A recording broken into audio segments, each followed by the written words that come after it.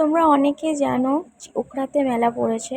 তো আমিও বাড়িতে বসে বসে টাইম পাস করার বাদ দিয়ে আমিও চলে এলাম মেলা। তো ভ্লগটা প্রথম থেকে শুরু করা যাক।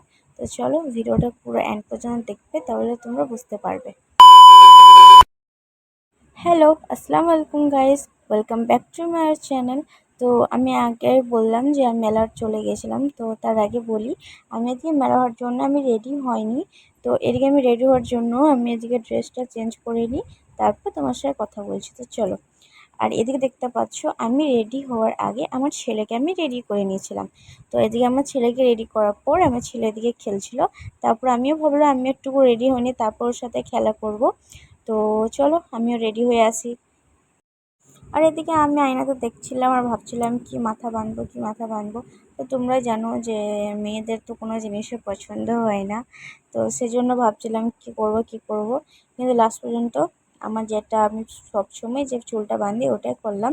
তো এদিকে আমার ভাই আর ভাইপো এদিকে বলছিল হ্যালো গাইস। তো আমিও হাসছিলাম, আর এদিকে আমার ছেলে নিচুতে খেলা করছিল। তো তারপর আমাদের এদিকে টোটো চলে আসে, আমরা দেরি না করে টোটোতে চেপে পড়লাম। তো চলো। তো তোমাদেরকে একটা প্রশ্ন করি, তোমরা কি ওখরা ঝুলন মেলা কখনো দেখেছো? তোমরা যদি দেখে থাকো তাহলে আমাকে কমেন্টে জানিও, আর যদি না দেখেছো তাও আমাকে কমেন্টে জানিও। তো এদিকে আমরা চলে যাচ্ছিলাম ভাবির কাছে। আমাদেরকে ভাবির বাড়িটা আগে আর আমাদের বাড়িটা একদম ভিতর দিকে, সেই জন্য। তো এদিকে ভাবিও চেপ পড়লো টোটোতে, আর এদিকে ভাবি হাই করছিল। তো আমরা এদিকে বেরিয়ে পড়লাম। তো আমরা অনেক অনেক সকাল সকাল বেরিয়ে পড়েছিলাম, কারণ আমাদের উখড়া থেকে আমাদের বাড়িটা অনেকটাই দূরে, সেজন্য। তো অনেক সকাল সকাল পৌঁছে আমরা অনেক রাতেও ফিরেছি। এই না যে আমরা জলদি ফিরেছি বাড়ি, সেটা না, অনেক রাতে বাড়ি ফিরেছি।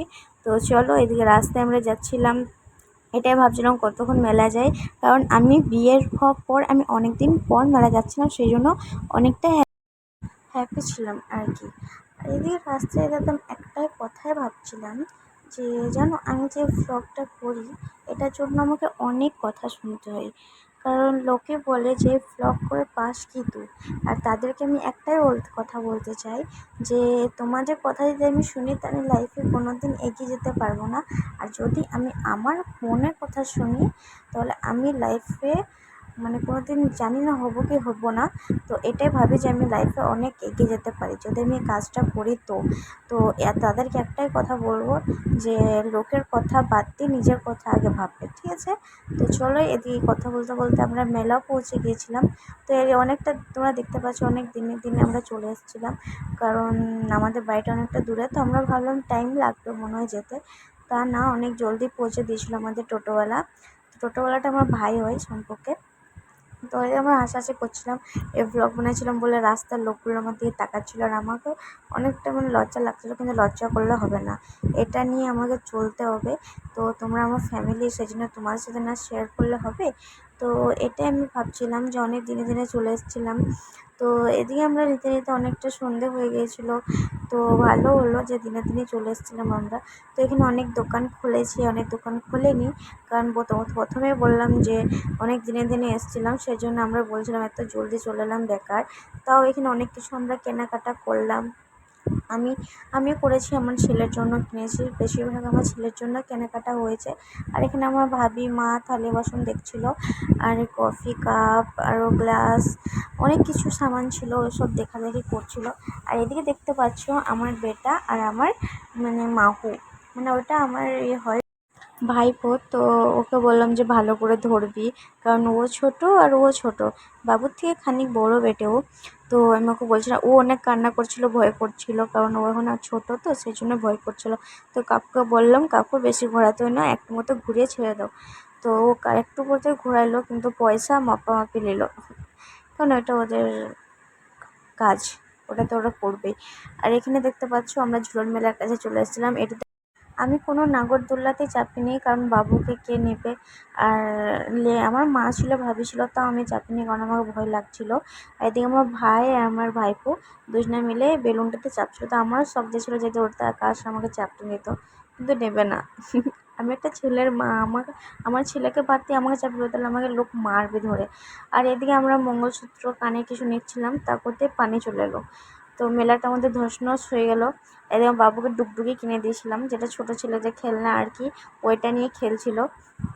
আর এদিকে আমাদের আসার পর 1 ঘন্টা পর এত বৃষ্টি মানে কি বলবো। ওখানে দাঁড়াতে আমাদের মানে অর্ধেকটা টাইম ওইখানে চলে গিয়েছে দাঁড়িয়ে দাঁড়িয়ে। আর আমার এত কোমর হাত ব্যথা করছিল কি বলবো।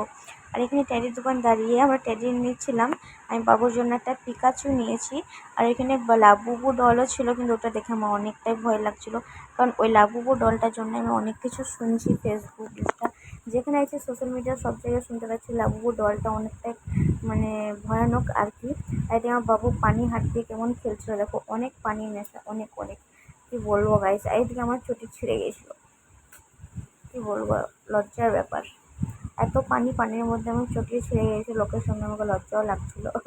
আর এদিকে আমরা দেরি না করে হালকা একটু পানি ছেড়েছিল, সেজন্য আমরা এদিকে মানে মোগলা পরোটার দোকানে চলে এসেছিলাম, হোটেলটাতে। হোটেল না মানে একটা ধাবা বলতে যা। আর ওইখানে চলে যাওয়ার পর আমরা এখানে 3-4 প্লেট আমরা এদিকে মোগলাই পরোটা অর্ডার করে দিয়েছিলাম। তো এদিকে কাকু নিয়েও চলে এলো। আমাদের খাওয়া দাওয়া কমপ্লিট হওয়ার পর আমরা খানিক এখানে বসেছিলাম, কারণ আবার খাওয়া দাওয়ার টাইমে আমাদের আবার বৃষ্টি পড়তে লেগে গিয়েছিলো। সেই জন্য কী করবো, বাইরে যেয়ে আর এখানটা বসে অনেকটাই আরাম করছিলাম। সেই জন্যে তো আবার বৃষ্টি হয়ে যাওয়ার পর ছেড়ে গিয়েছিলো, সেজন্য আবার আমরা বেরিয়ে পড়লাম বাইরে আবার কিছু কেনাকাটার জন্য। তো আমরা তো কিছু নিই না, আমি 1-2টো জিনিস নিয়েছি সেই জন্যে। তো আমার লজ্জা লাগছিলো গাইস, কি বলো, সবাই আমার পা দিকে তাকাইছে। মানে আমার চটি ছিঁড়ে গেছে, সেই জন্য আমার পায়ের দিকে সবাই তাকাচ্ছে আর আমাকে এত লজ্জা লাগছে। আর এদিকে আমরা আইসক্রিম নিয়ে নিয়েছিলাম, আমার ভাই আমি সবাই মিলে এদিকে আইসক্রিম খাচ্ছিলাম। আগে যেরকম আইসক্রিমটা ছিল এখনকার মতো সেরকম আর আইসক্রিম নেই। আর এদিকে দেখতে পাচ্ছ এদিকে নাজারাটা কত সুন্দর, একটু রাত হলো বলে ভালো লাগছে, দিনাদিনই ভালো লাগছিল না। সব লাইটগুলো জ্বলছে বলে কত সুন্দর লাগছে দেখতে। আমার তো থেকে যাওয়ার জন্য ইচ্ছা করছিল, কিন্তু কি করব, আমার কেউ রাখবে ওইখানে, কেউ রাখবে না, ঘাড় ধরে বার করে দেবে। আর আমি থাকতেও পারবো না, আমি যা মানে মানে আমার যা অনেক জানে ভয়। আর এদিকে দেখতে পাচ্ছ মানে গ্লাসটা একটা বলে করে ছুটতে হবে। তো এটা আমার ভাই পেরে গিয়েছিলো, তো একটা ব্যাগ জিতে নিয়েছিল। কি বলবো, লোকটার মুখটা দেখার মতো ছিল, মুখটা পুরো নেমে গিয়েছিলো। তো এদিকে আমরা কোল্ড ড্রিঙ্ক খেয়ে তো বাড়ি যাওয়ার জন্য আবার রওনা দিলাম। তো চলো আজকে ভিডিওটা এ পর্যন্ত। তোমাদেরকে যদি ভালো লেগে থাকে তো লাইক, কমেন্ট, শেয়ার, সাবস্ক্রাইব করে দিও।